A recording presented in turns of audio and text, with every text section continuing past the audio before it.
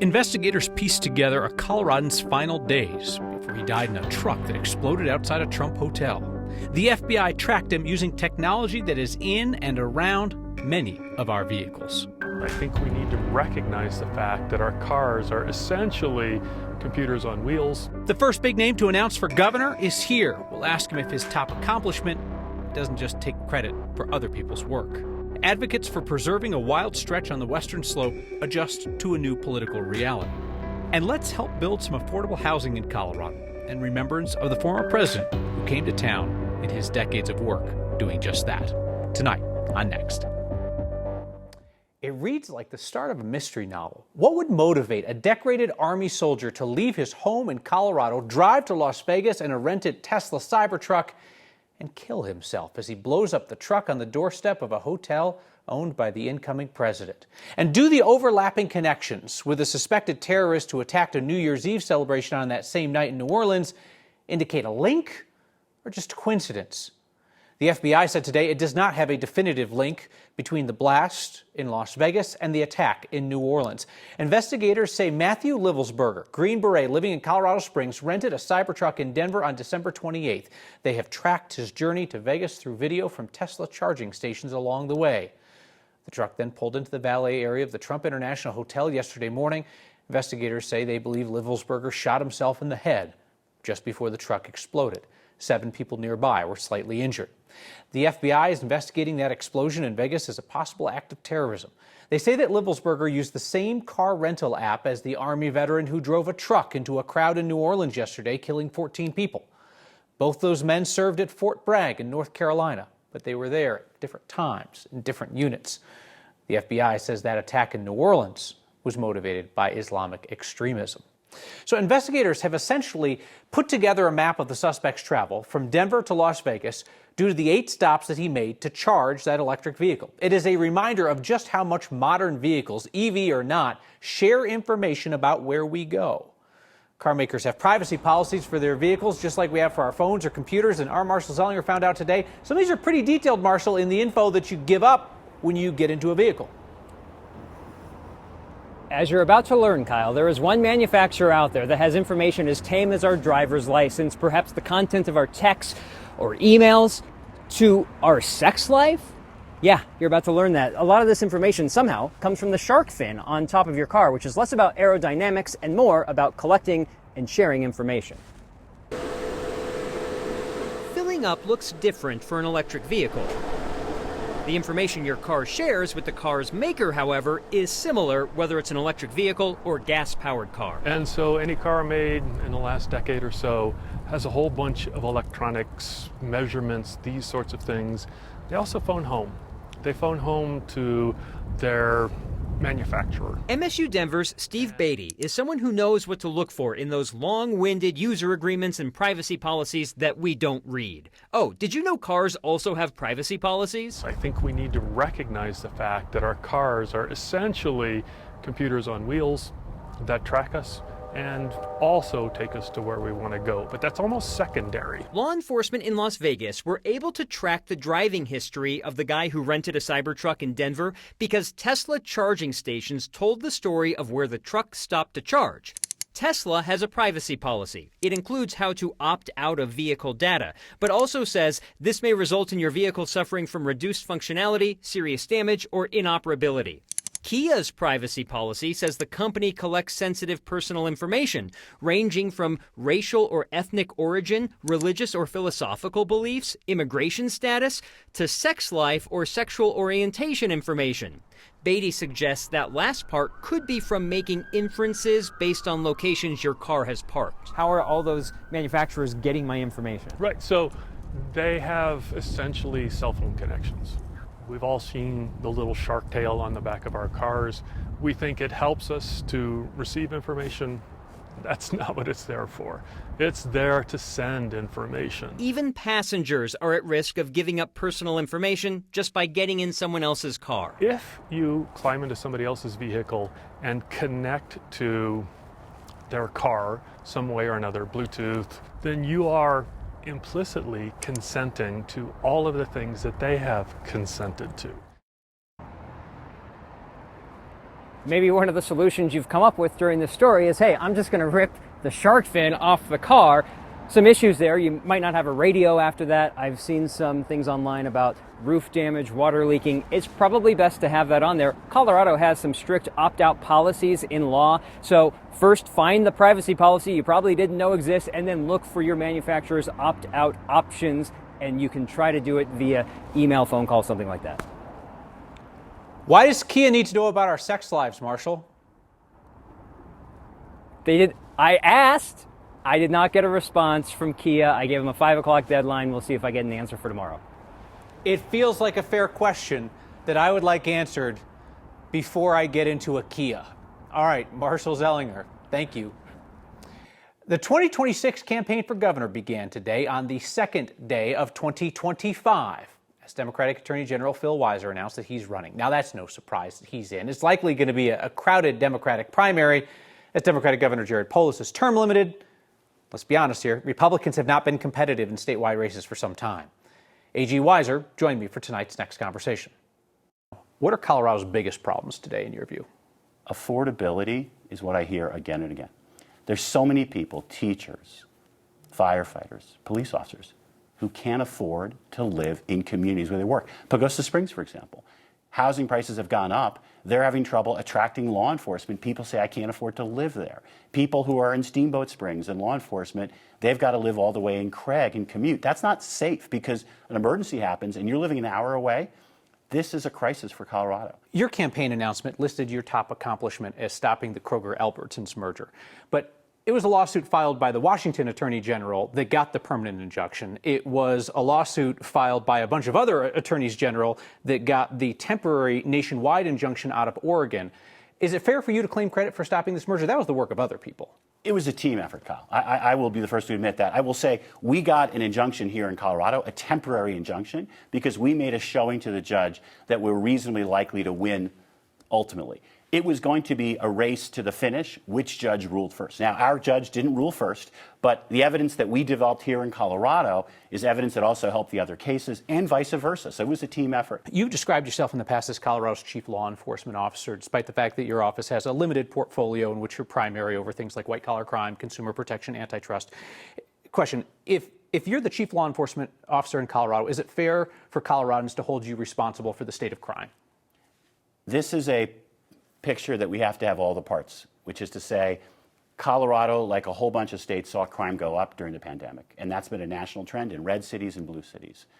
We have seen crime go down in the last year, 25% for violent crimes, 33% for auto thefts. What I would point people to is what's been my record.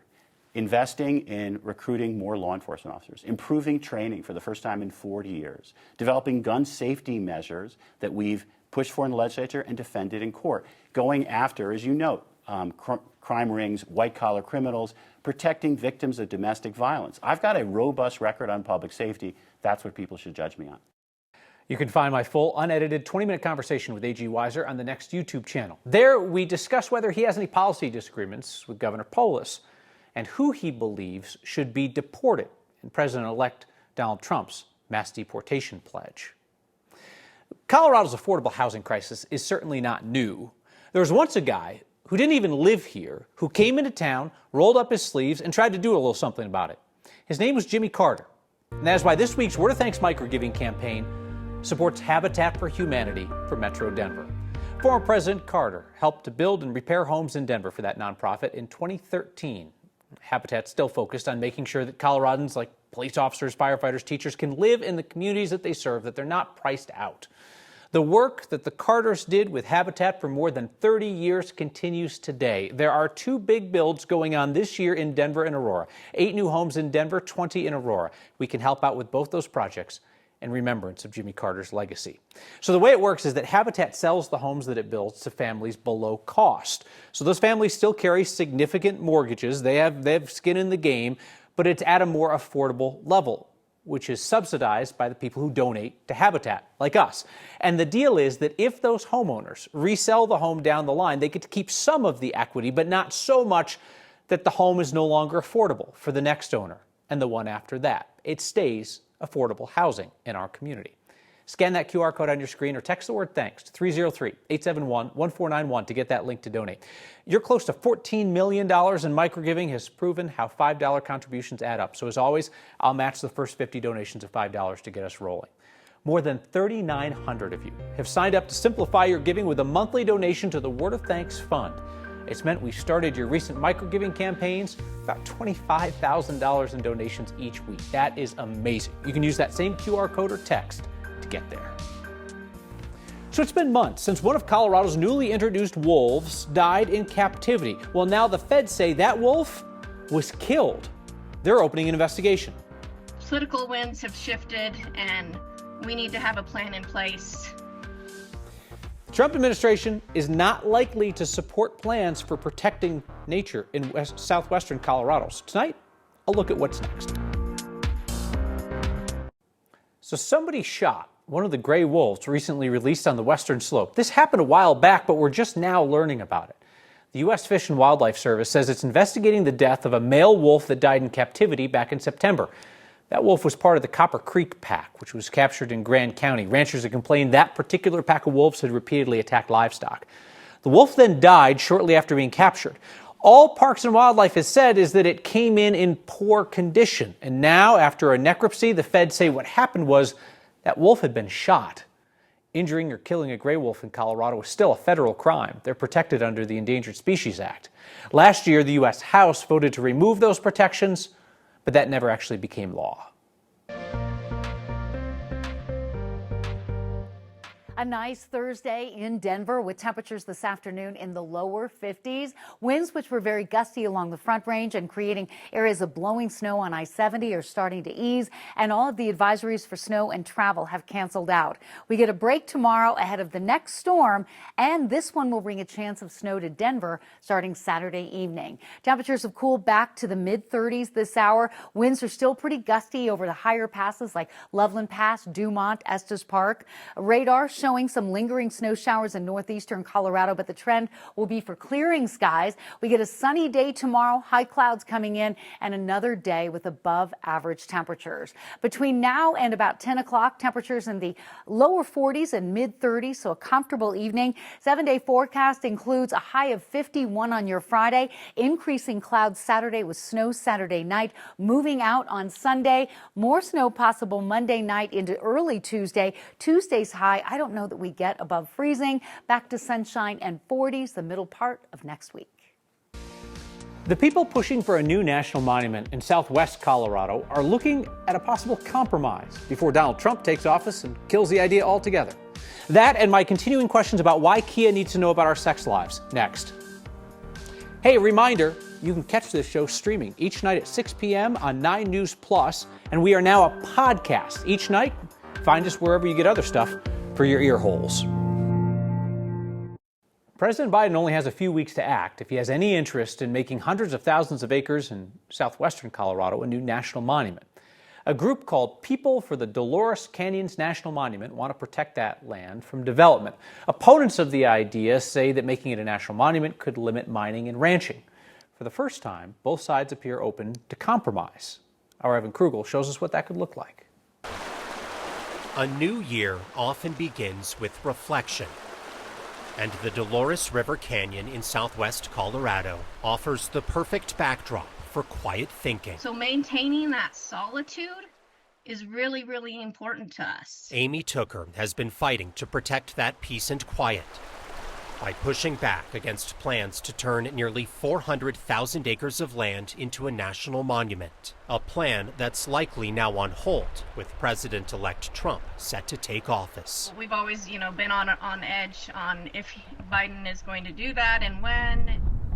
Amy is growing tired of the uncertainty after watching what's happened to the west of her in Utah, where protections on 2 major national monuments have flipped back and forth over the past 3 presidents. The political winds have shifted, and we need to have a plan in place, before that 4 years is up to make sure that we don't have to, play that political football.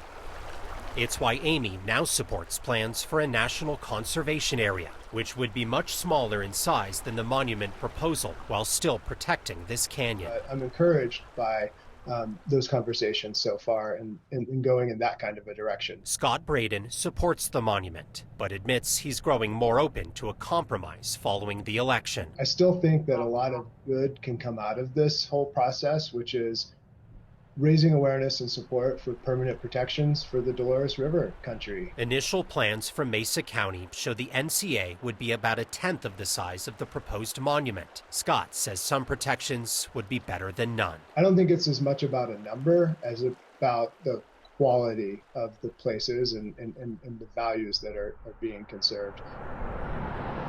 Both sides are optimistic their viewpoints are getting closer, compromise to protect a landscape from future change. So if a national conservation area designated by Congress ends up being a more expeditious way to protect this landscape, then I'm all for it. How likely is it that we see some form of protection put in place in the next 4 years? I'd say there's a very good chance. This community is going to come together and go, we can't do this. We can't fight this battle every 4 years. Now, only the president can designate a national monument, but that national conservation area that's now being discussed, that can be enacted by Congress. Kyle, it's worth noting a new congressional rep, Jeff Hurd, is about to begin serving that area. Both sides say they're now pretty optimistic he'll be open to some sort of compromise on this preservation. Yeah, you'd have to think if the Trump team's picking up the phone and calling somebody, he's one of the first calls that they'll make. It's certainly unlikely that President Trump has any interest in designating this a monument. Interesting to see how times have changed. Both sides were so far apart. Yeah. Now they're starting to come together. Well, pressure will do that. Evan Krugel, thanks for keeping us updated. We're back in a moment with your feedback and more on Kia's unnatural interest in our horizontal activities. Thank you, sir. What's next? Jimmy Carter was Habitat for Humanity's most famous volunteer, but he was just that. He didn't run the place. He was a volunteer for more than 30 years. He even came to Denver once to build and repair homes. So I was thinking for this week's Word of Thanks microgiving campaign, perhaps we could help build Habitat housing here in Colorado in honor of Jimmy Carter's legacy of volunteerism. Every dollar that we raise this week is going to go towards 2 Habitat builds that are happening this year in Denver and Aurora. Scan that QR code on your screen or text the word thanks to 303-871-1491 to get the link to give. It'll send you a link. You can either click to give one time just this week or set up a monthly donation so you put in your info once and we split it among all the nonprofits that we feature week after week. Feedback tonight from Sarah, who says, why did you give airtime to Attorney General Weiser, who announced today that he's running for governor in 2026? She says, we just got through an election. We did just get through an election, Sarah, but the next election, 2026, has already started. It is going to happen with and without us. And by us, I mean us in the media, journalists asking questions, and us, you, in the public, getting answers to those questions. I think that it's important when somebody's seeking the most powerful office in the state that they face real questions and that it's not just a matter of fluff and safe environments and things like that. I get that it makes for a long campaign season. We're not going to be covering the 2026 race every day, but it is important to hear from the key players when they get into the race. A text that says, Car Tech, if you have nothing to hide, who gives a rat's you know what? Yeah, again, I still don't need Kia in that business, though.